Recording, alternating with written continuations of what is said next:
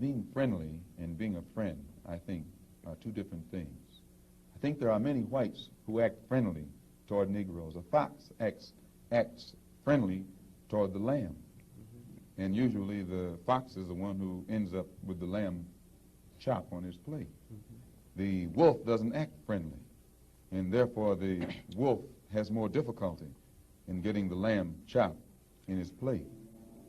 I'd like to point out, though, that... And I say that because it is usually if you study the structure of the Negro community, economically, politically, civically, psychologically, and otherwise, it's controlled by the white liberal, who usually poses as the friend of the Negro, who actually differs from the white conservative in the same way that the fox differs from the wolf.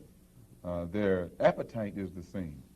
Their motives are the same. It's only their mannerisms and methods that differ.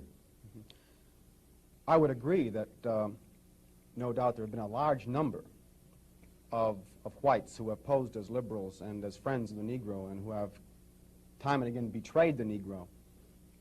On the other hand, I think one could point to a large number of whites who have struggled for civil rights, for equality, and have got little or nothing out of it, other than quite a few bruises. Give me an example. Well, the large number of white students who have gone into the South, for example, working for SNCC and other organizations. Not working for SNCC or other organizations, but working for the white political machines who benefit by the voting efforts of Negroes. Okay. I'll be more specific. I would cite Herbert Hill, for example, as a kind of person who has championed Negro job rights, for example, in New York City and elsewhere. He has fought the political machine. First time I met Herbert Hill personally was when they were picketing to stop the working on the Harlem Hospital in Harlem. Negroes for 10 years had to fight the city to get an annex built on the Harlem Hospital. Because in Harlem we need a hospital more so than anything else. Our people are sick. Plus we do a lot of cutting and shooting of each other, though we profess to be nonviolent. And Herbert Hill brought his forces out and stopped the working on that site. This is the first time I ever saw him. Then when work was brought to a halt on a hospital in Harlem, the same Negroes tried to stop the work at the Downstate Medical Center in Brooklyn, which is predominantly white. They were out there for 3 months during the summer. Couldn't stop anything. And I never saw Herbert Hill out there one time. Now, whenever it takes a stoppage of something that's going to affect the white man, you find the white liberal absent.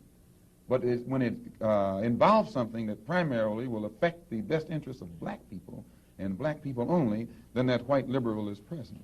Herbert Hill is the labor secretary for the NAACP. And if he was interested in black people, he would prepare a black man with the type of knowledge and understanding of the labor troubles involving black people that would enable a black man to sit in the same position as Secretary of Labor or Labor Secretary in the NAACP. I'm suspicious of whites who join Negroes and always have to be in the lead, who always have to be the head, who always have to be at the top in Negro organizations. Those whites who really have the interest of blacks at heart, let them give some advice to some Negroes and stand on the sideline. But don't join the organization and then get at the head of it and pose as a friend of Negroes. Well, I would defend his sincerity and his commitment.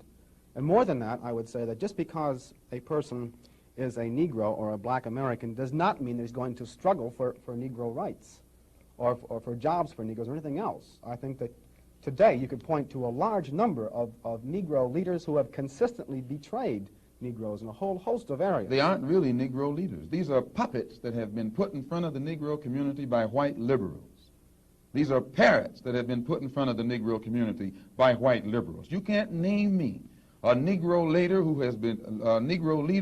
has been betrayed Negroes, who has not been endorsed, sanctioned, subsidized, and supported by the white liberals.